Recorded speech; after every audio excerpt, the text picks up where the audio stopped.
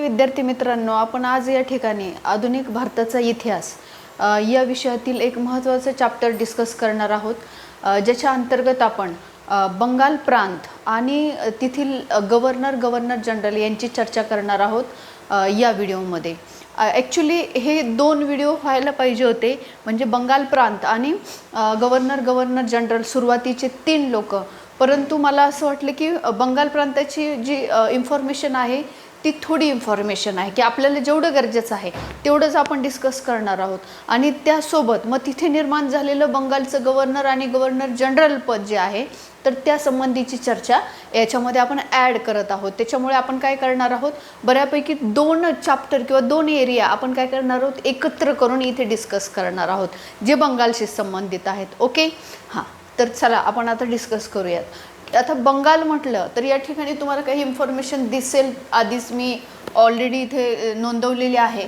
तर बंगाल जो आहे तो बंगालमध्ये कोणता एरिया येतो, बंगाल प्रांत ज्यावेळेस आपण म्हणतो त्यावेळेस बंगालमध्ये कोणता एरिया अपेक्षित आहे, तर त्याच्यामध्ये 1 आहे पूर्व बंगाल, 2 पश्चिम बंगाल, बिहार, ओरिसा आणि उत्तर प्रदेशचा काही भाग, एवढा भाग मिळून काय बनलेला आहे, बंगाल प्रांत मानला जायचा। त्यावेळेस एवढ्या मोठ्या प्रदेशाचा बंगाल प्रांत होता।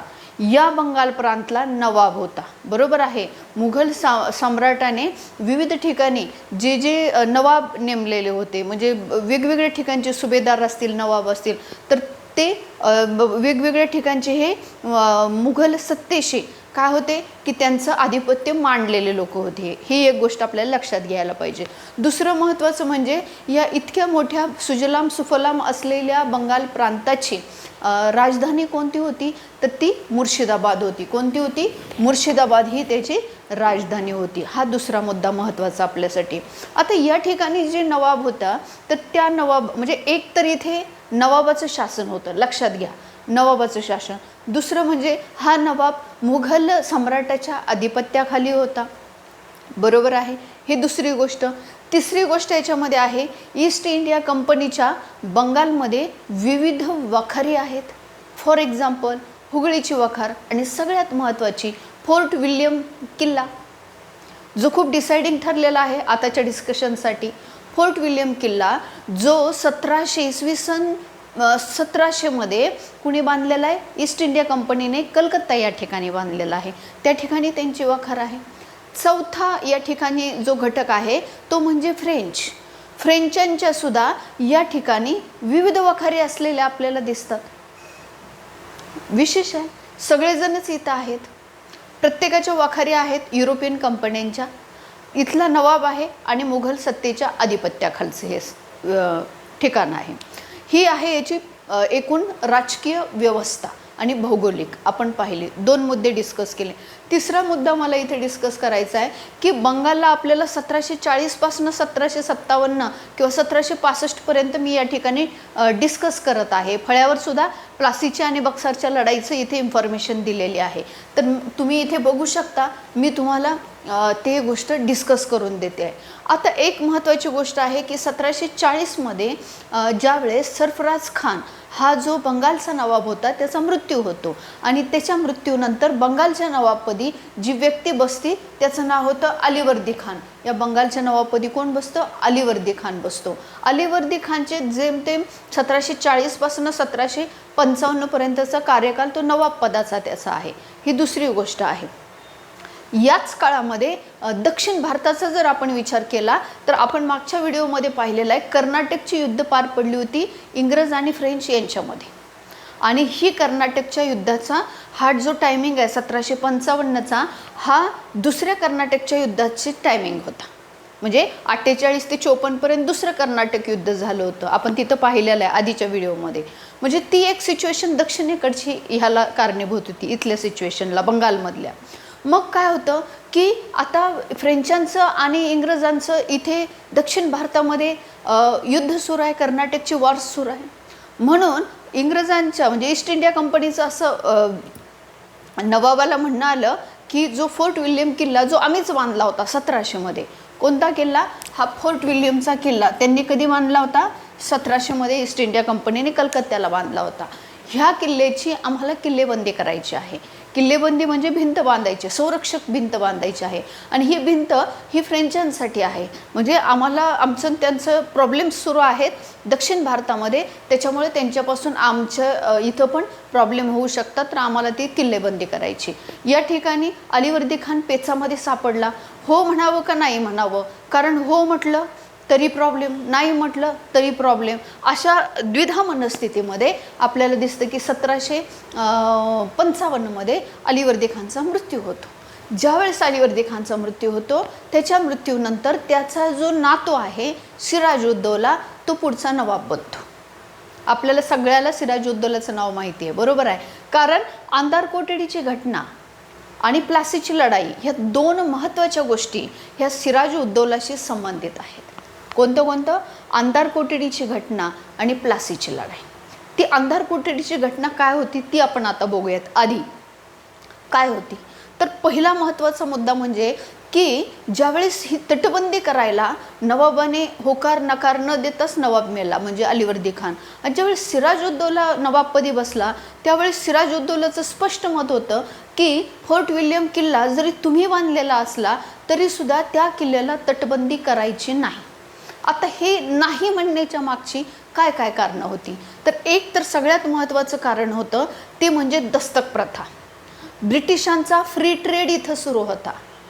म्हणजे 1717मध्ये मुघल सम्राट फारुख सियर याच्याकडून ते फरमान त्यांनी मिळवलेलं होतं ईस्ट इंडिया कंपनीने.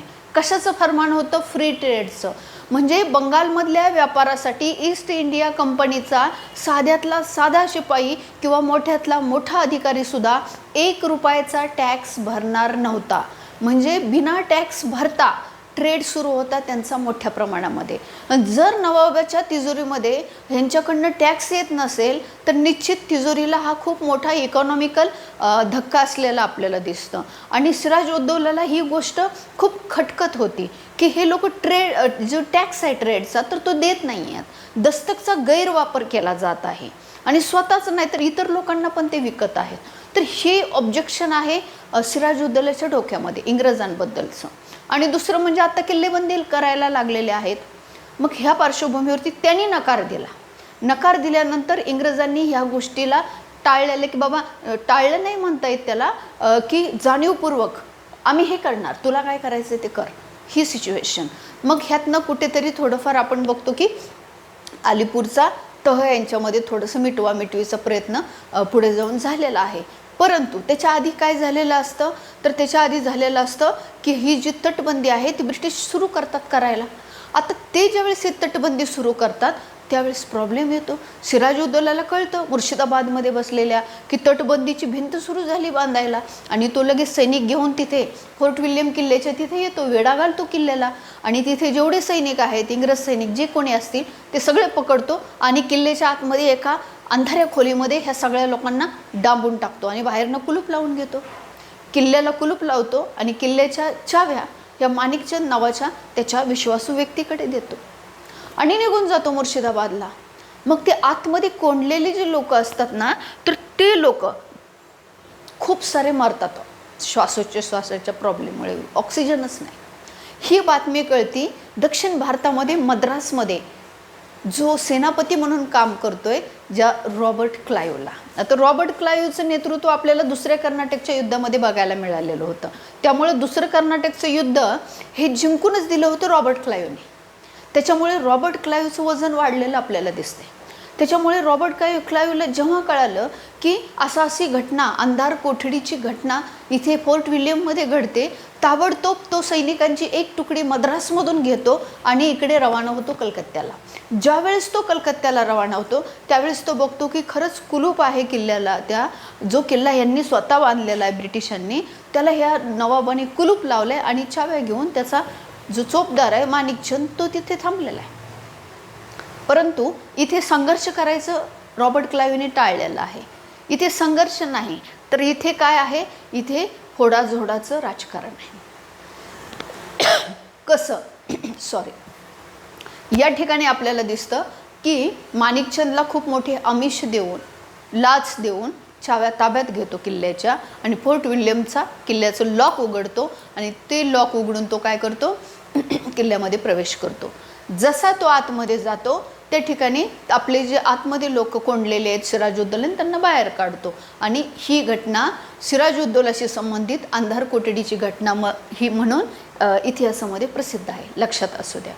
मग ही घटनेचा बदला तर घ्यायचा आहे, सिराजुद्दौलाला तर आता सोडायचं नाही.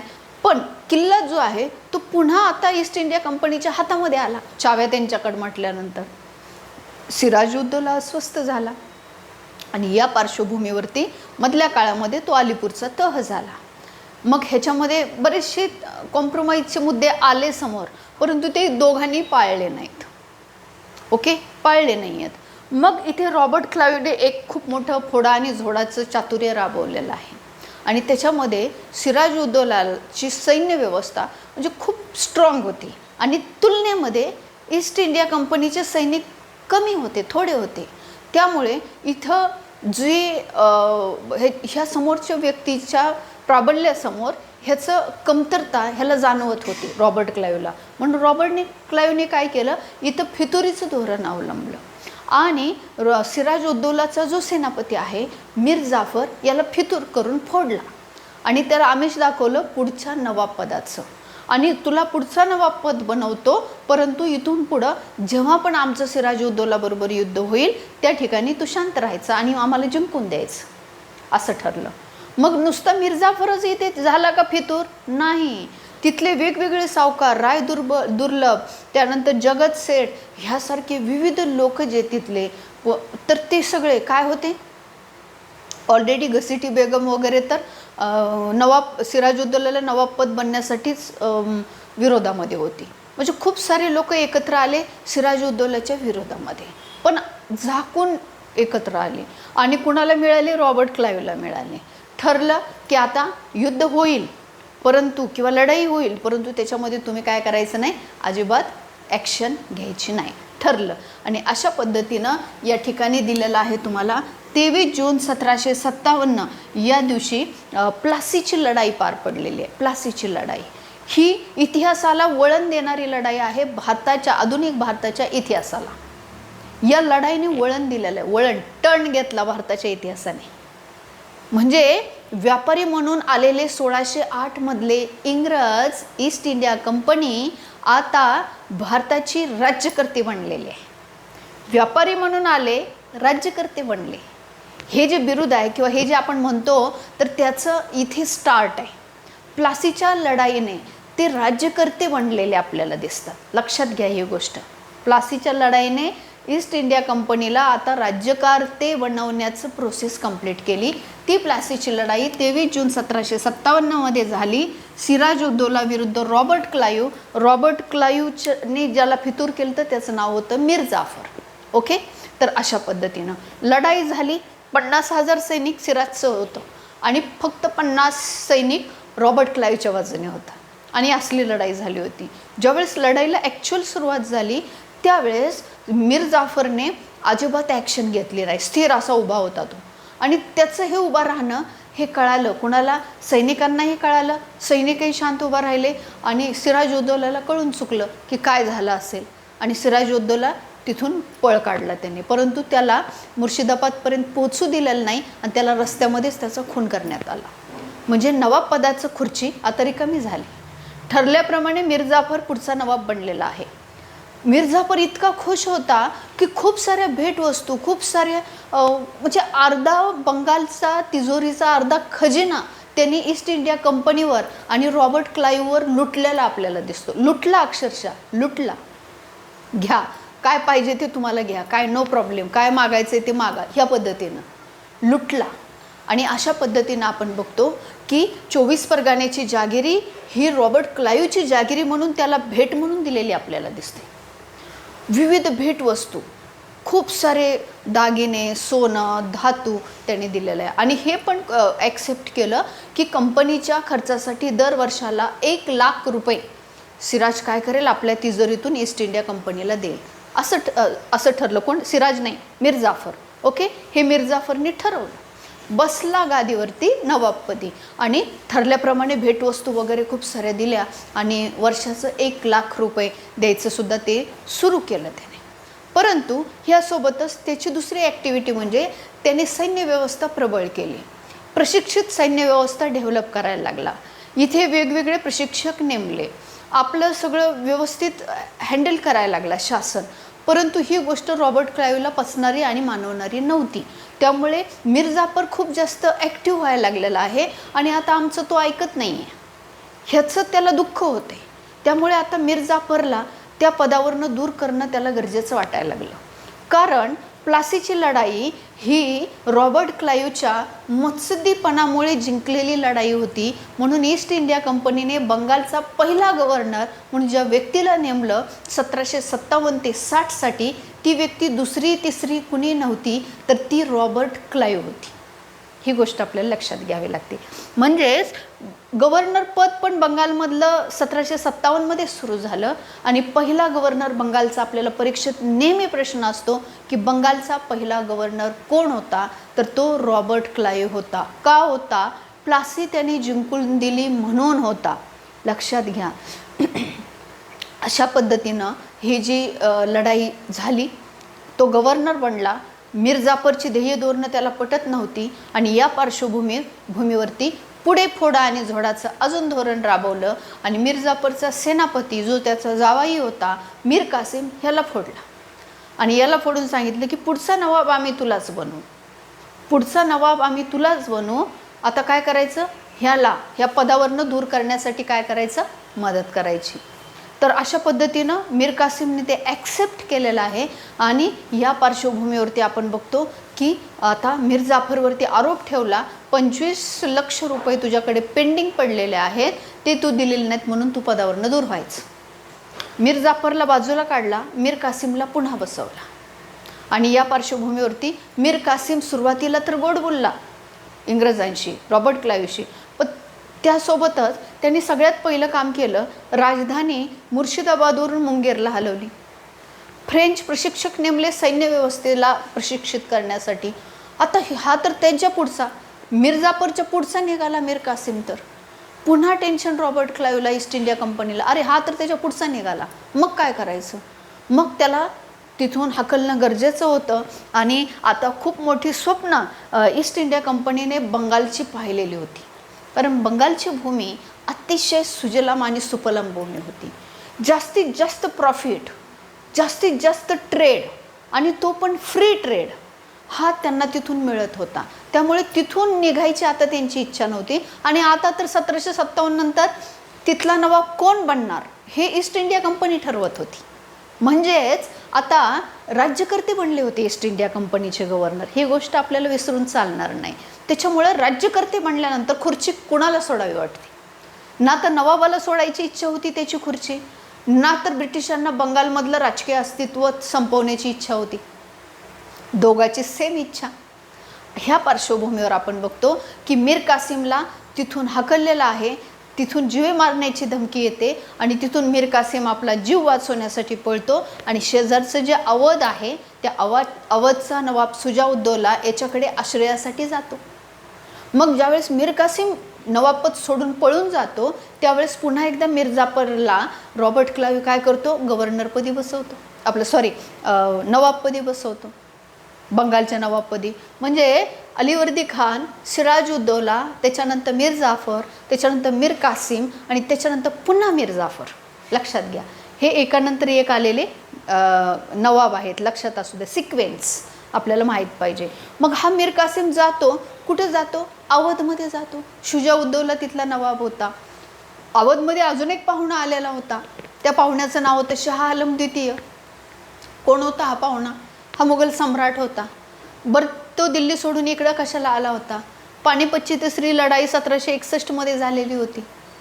लक्षात घ्या, पानिपतची तिसरी लढाई 14 जानेवारी 1761 झाली.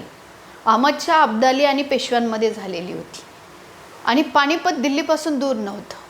त्याच्यामुळे जेव्हा पानिपतची ही तिसरी लढाई पेशवे हरले त्यानंतर म्हणजे अशी सिच्युएशन निर्माण झाली की आता दिल्लीला लुटायचं तर लुटलंच त्याने. अहमदशाह अब्दालीने दिल्ली 5 दिवस लुटली त्यावेळेस.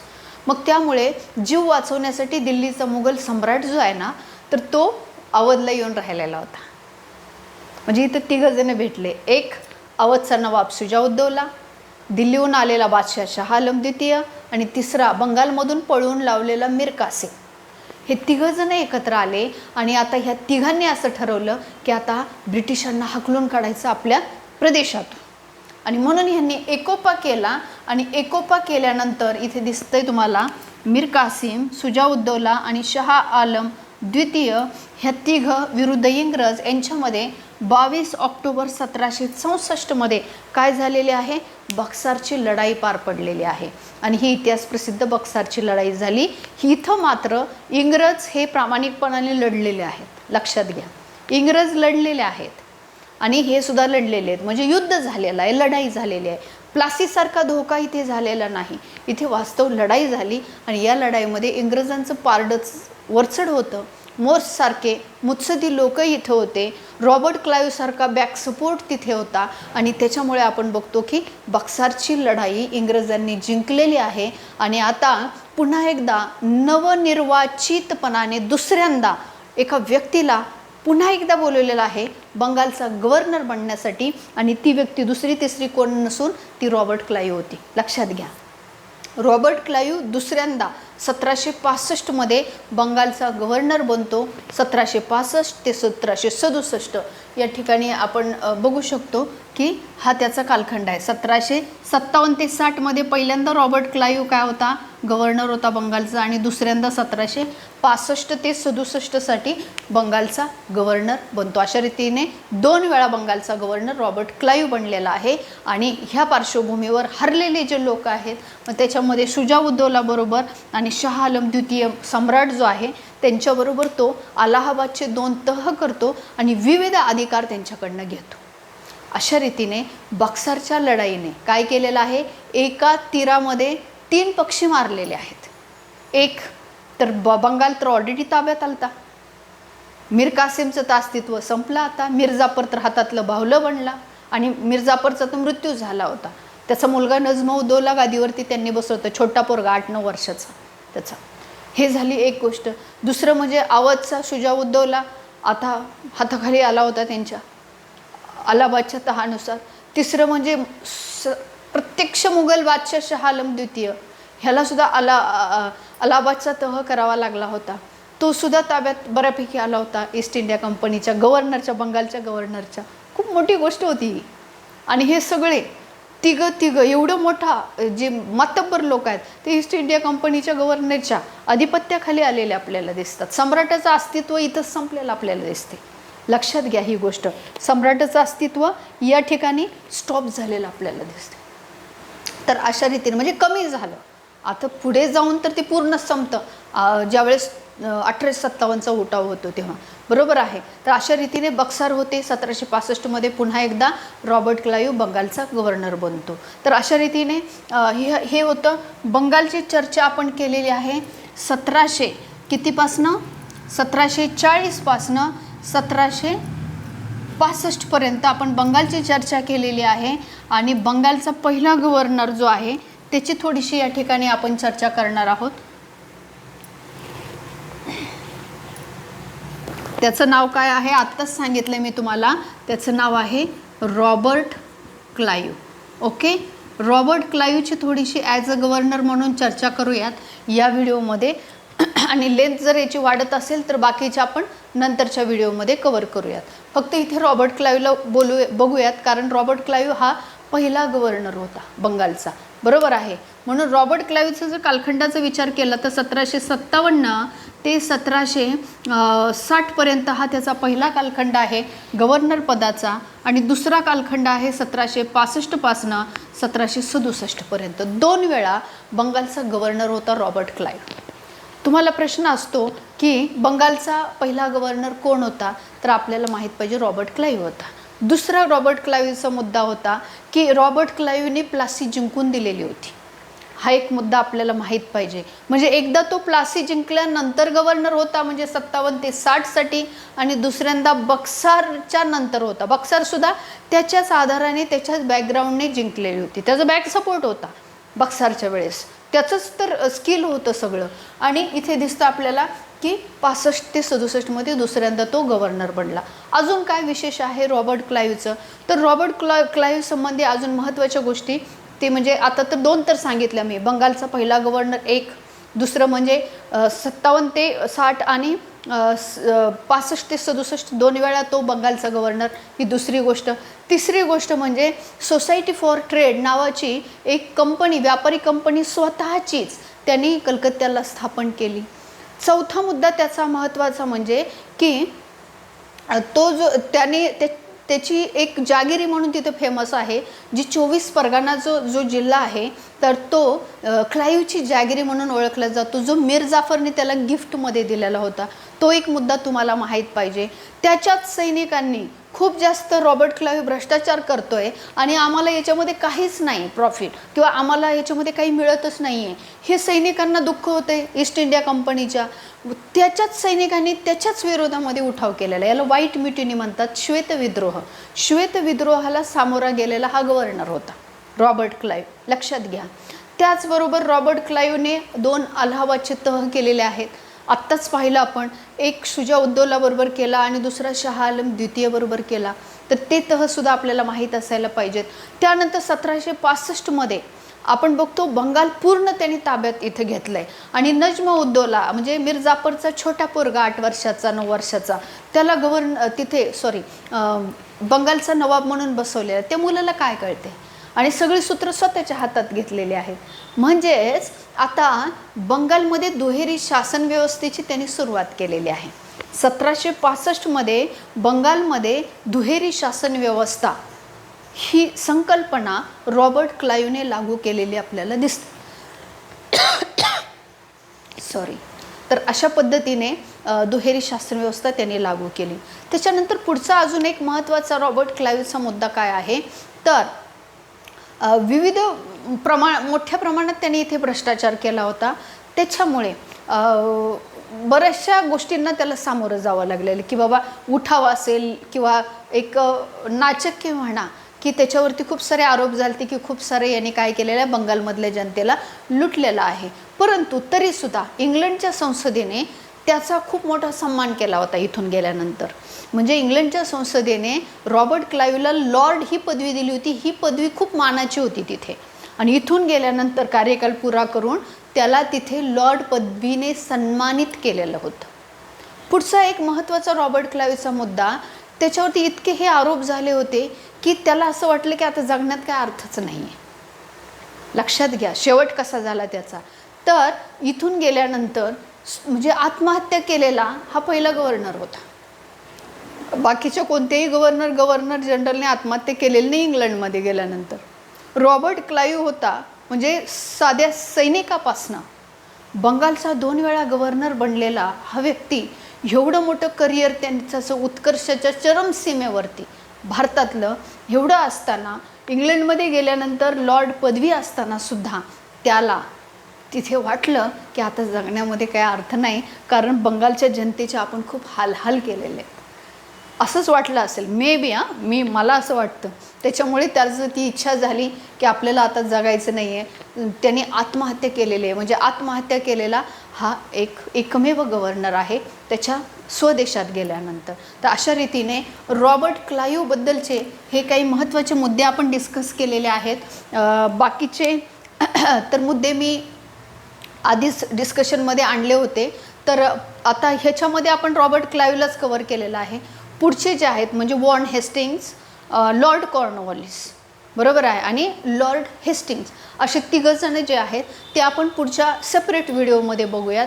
त्यानंतर लॉर्ड विल्यम बेंटिंग आणि डलहौसी असे 2 जण बघूयात. म्हणजे 1857पर्यंतचं आपल्याला दिसतं की आपले सगळे गव्हर्नर जनरलचा सुद्धा एरिया आपण साईड बाय साईड कंप्लीट करतोय, कारण त्याच्यावरती बरेच प्रश्न विचारले जातात परीक्षेमध्ये. ओके. आणि माझा असा पण प्रयत्न असेल की प्रत्येक गव्हर्नर जनरलचे फक्त एक किंवा 2 मुद्दे काढायचे आणि त्याचं काय करायचं, त्याचा एक सेपरेट व्हिडिओ बनवायचा, जेणेकरून म्हणजे रॉबर्ट क्लाईव्ह दिसला नाव की तिथे बंगालचा पहिला गव्हर्नर आणि दुहेरी शासन व्यवस्था बंगालमध्ये लागू, हे 2च मुद्दे समोर दिसायला पाहिजेत आपल्याला, कारण वारंवार प्रश्न त्यांच्या हायलाईट पॉईंटवरतीच विचारलेले आहेत.